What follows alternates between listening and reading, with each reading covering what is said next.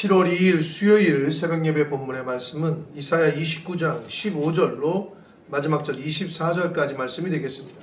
이사야 29장 15절로 마지막 절 24절까지 말씀을 통해서 수요일에 주시는 하나님의 은혜를 함께 나누도록 하겠습니다. 하나님의 백성인 이스라엘 백성들을 향한 하나님의 사랑, 하나님의 신실하심은 이사야뿐만 아니라 이사야서뿐만 아니라 구약의 모든 성경을 읽어볼 때에 그게 녹아져 있다라고 밖에 보일 수밖에 없습니다. 하나님께서는 계속 기다리시고 끝까지 포기하지 않으시고 하는 모습을 말씀을 통해 우리가 보게 됩니다. 이건 오늘날 하나님을 예수를 그리스도로 믿는 저와 여러분에게도 마찬가지예요. 예수 믿는 사람들 넘어지고 쓰러지고 또 해서는 안 될 행동들도 하고 죄를 져요. 근데 그럼 너 죄 졌어? 잘라내. 죄 졌어? 죽여. 끊어. 이렇게 안 하신다는 거예요, 하나님은. 왜? 하나님은 신실하신 분이시고 하나님이 한 번 약속하신 거는 영원까지 깨실 수 없는 분이시고 그게 하나님의 성품이기 때문에 사랑하는 성도 여러분, 우리가 그런 하나님을 믿는 거란 말이에요. 그러니까 구약의 이 말씀들이 나와 무슨 상관이냐 이렇게 들을 것이 아니라 나와 아주 밀접한 관계가 있고 내가 믿는 하나님에 대해서 아주 잘 알려주고 있고 또 이들을 이 당시에 이스라엘 백성들, 북이스라엘 남유다 통틀어서 하나님이 택하신 백성들의 모습을 통해서 내 모습을 거기서 발견하고 그럼 나는 어떻게 할 것이냐 이런 걸 교훈 받는 거란 말이에요. 그래서 오늘도 귀를 열고 눈을 여셔서 하나님의 음성으로 듣게 되시기를 축복합니다. 자, 15절부터 봅니다. 자기의 계획을 여호와께 깊이 숨기려 하는 자들은 화 있을진저.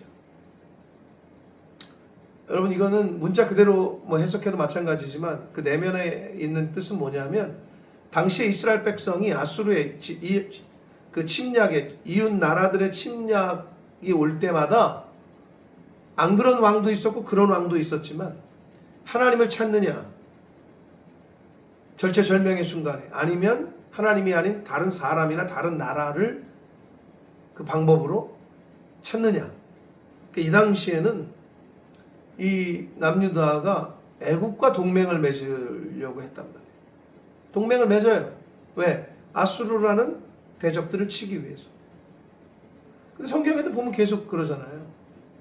어려움이 있을 때 하나님을 척 바라보고 하나님께 순종하고 하나님께 나아가고 이것만 하면 되는데 그게 그렇게 안 되는 거예요. 이스라엘 백성들이. 하나님의 기적과 이적을 늘 경험하면서도 여러분 이걸 뭘 나타내요? 우리도 그게 잘 안 된다는 거예요. 우리의 신앙생활, 교회생활, 이 땅에서 삶을 살 때에 어려움이 오고 고난이 왔을 때 하나님만 딱 바라보면 되는데 교회 앞에 가서 기도하고 무릎 꿇으면 되는데 이게 잘 안 돼요. 하나님만 신뢰하면 되는데 이게 잘 안 돼요. 이 당시에 이스라엘이 애국과 동맹을 해서 어떻게 해보려는 계획을 세웠어요. 하나님께 깊이 숨기려 하는 자들은 화 있을진지. 하나님께 묻지 않았다는 거예요. 하나님께 나아가지 않았다는 거예요. 여러분, 자식들도 어리석어요. 무슨 문제가 있어요? 어려움이 있어요? 그럼 부모님께 숨길 게 아니라 오픈을 하고 부모님께 가지고 가서 얘기를 하고 조언을 구하고. 우리 믿는 사람들은 어떻게 해야 돼요? 그러면 하나님께 나아가야 돼요. 주님의 몸된 교회에 나아가야 돼요. 새벽에 내가 너를 도우리라. 새벽 제단을 쌓으셔야 돼요. 아침마다 가서 기도하셔야 돼요. 인생이 바뀝니다. 문제가 해결됩니다. 자녀들이 살아납니다. 이것을 명심하시길 바랍니다. 하나님께 숨긴다고 숨겨지지도 않지만 하나님께 숨기는 자가, 하나님께 고하지 않는 자가, 하나님께 나아가서 내려놓지 않는 자가 제일 어리석은 자예요. 그들의 일을 어두운 데서 행하며 이르기를 누가 우리를 보랴, 누가 우리를 알랴. 애굽의 왕실과 그 당시에 종교 지도자들, 이스라엘의 지도자들이 하는 일을 아무도 모르게 뭘 몰라요. 하나님 다 알고 계시는. 16절 너희의 패역함이 심하도다.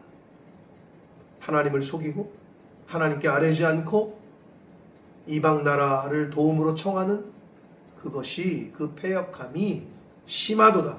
토기장이를 어찌 진흙같이 여기겠느냐.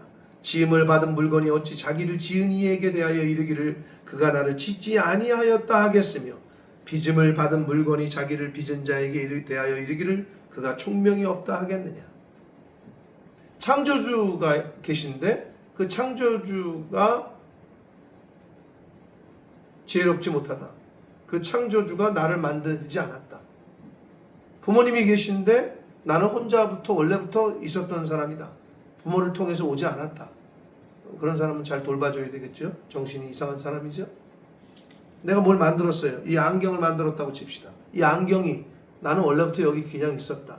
그럴 수 있어요?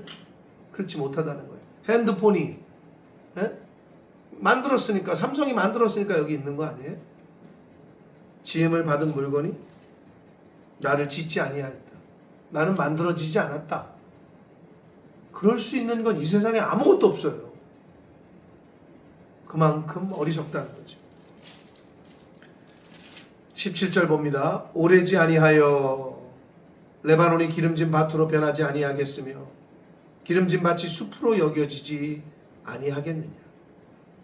레바논은 유명한 산림지대, 아주 그냥 울창한 산림이 있었던 곳인데 경작지로 바뀐다는 거예요. 이 상징은 아주 갈아엎어지고 큰 변혁이 일어난다는 거예요. 세상이 뒤집어진다 이런 표현하잖아요. 그런 날이 온다는 거예요.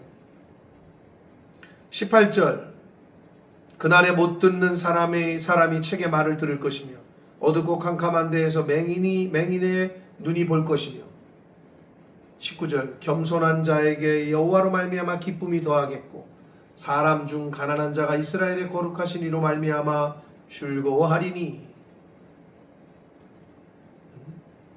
하나님이 심판하시는 그날에 못 듣는 자가 듣게 되고 맹인이 보게 되고 그리고 겸손한 자라고 나와 있는데 이거는 심령이 가난한 자 그리고 온유한 자라고도 바꿔 말할 수 있는 단어예요.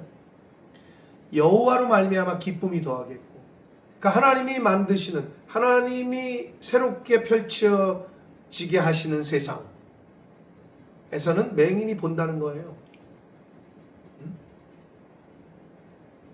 못 듣는 사람이, 글을 읽지 못하는 사람이 듣는다는 거예요. 뒤집어진다는 거죠.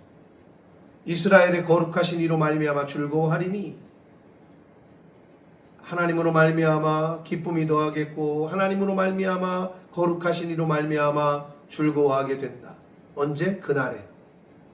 20절 이는 강포한 자가 소멸되었고 오만한 자가 그쳤으며 죄악의 기회를 엿보던 자가 다 끊어졌습니다.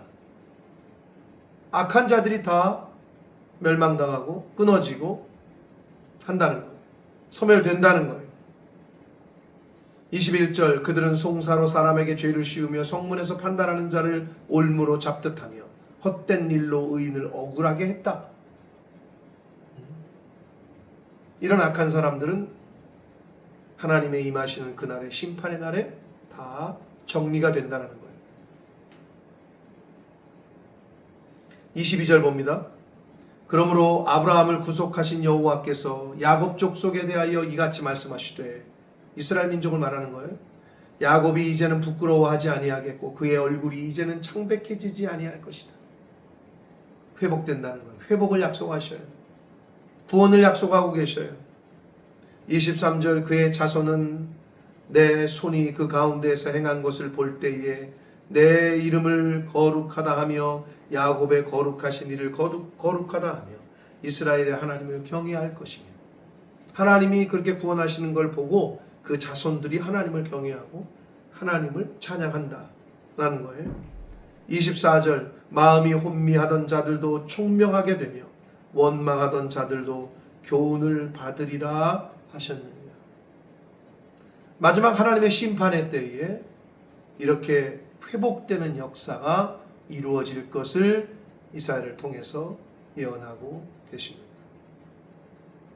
사랑하는 성도 여러분, 창조주께서 하시는 만군의 주권자이신 우리 인생의 주인이 되시고 우주 만물의 주관자 되시는 그 하나님이 하시는 일을 인간이 막을 수 없고, 그때에 하나님이 하시는 그때에 완전히 뒤바뀌어진, 레바논이 살림으로 울창한 그 백향목으로 유명한 그 땅이 경작지로 바뀌는 듯하게 완전히 뒤집어지는 것과 같은 일이 하나님의 심판의 날에 임하게 되는 그때에 믿음으로 하나님을 섬기고 신앙을 끝까지 지킨 남은 자, 하나님을 끝까지 신뢰한 자, 그들은 여호와로 말미암아 기뻐하고 이스라엘의 거룩하신 이로 말미암아 즐거워하게 될 것이라고 말씀하고 있습니다. 그 사람이 바로 저와 여러분이 되시기를 축복합니다. 끝까지 믿음을 지킨 자, 끝까지 신앙을 지킨 자, 그래서 하나님으로 말미암아 여호와로 말미암아 기뻐하는 자, 그 사람이 바로 저와 이 말씀을 듣는 성도님들 되시기를 예수 그리스도 이름으로 축복합니다. 살아계신 하나님 아버지, 감사와 찬송과 영광을 올려드립니다.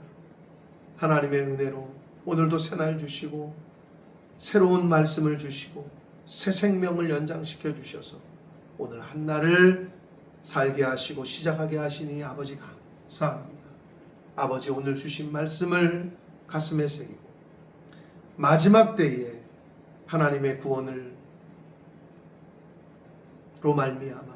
하나님으로 말미암아 이스라엘의 거룩하신 이로 말미암아 즐거워하고 기뻐할 수 있는 이 시대의 남은 자, 믿음을 지킨 자, 신앙을 지킨 자로 살아가는 하나님의 백성들 될 수 있도록 주여 은혜 내려 주옵소서. 예수 그리스도 이름으로 축복하며 기도 올립니다.